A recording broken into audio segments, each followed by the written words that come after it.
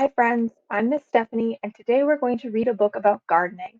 This book is called Badger's Perfect Garden and it's written by Marcia Diane Arnold and illustrated by Ramona Kowalitsky.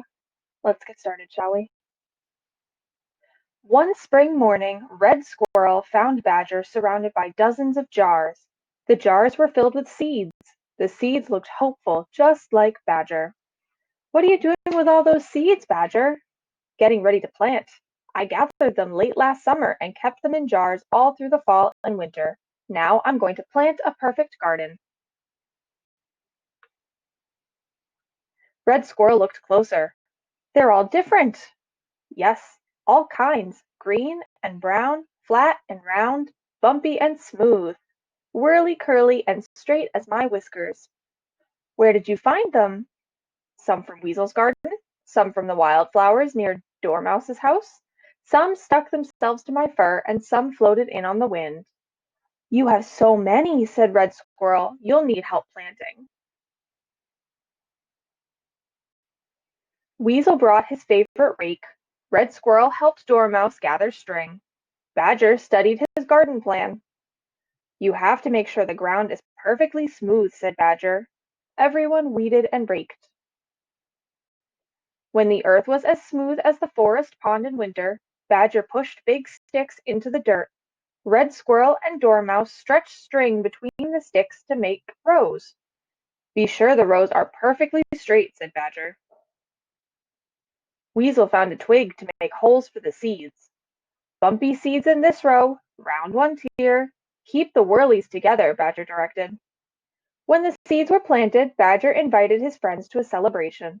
Everyone enjoyed muffins and mulberry juice. Badger imagined the plants that would grow in perfect rows in his perfect garden. The next day, the sky sent showers. Badger smiled. The day after that, it sent heavy rain. Badger worried.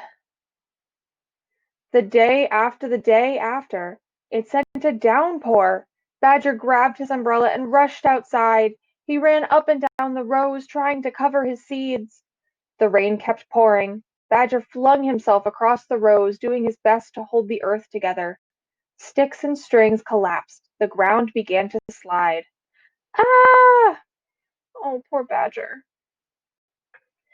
Squirrel, Dormouse, and Weasel came running. My beautiful seeds have washed away, Badger sniffed.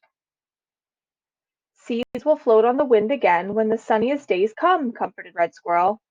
After the windflowers bloom, there'll be seeds to collect, said Dormouse. We can gather seeds when my vegetables ripen, said Weasel.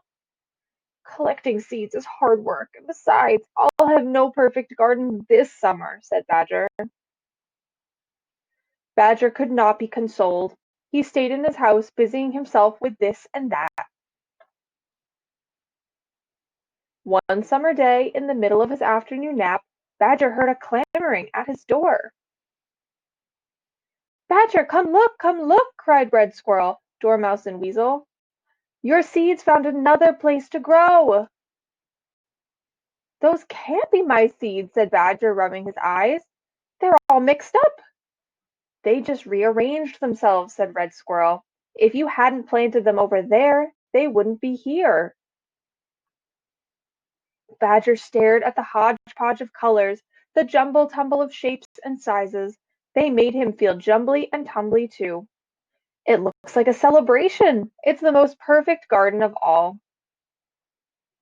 And because the friends loved celebrations, they ran into the garden for a hodgepodge of garden games, jumbly-tumbly dancing, and muffins and mulberry juice.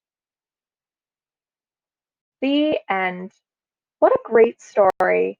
So we learned a little bit about how this particular creature does his gardening, but it's different for everybody. Everyone has their own process. I hope you enjoyed this story. I know that I did. I can't wait to read another one with you guys next time. Have a good day. Bye!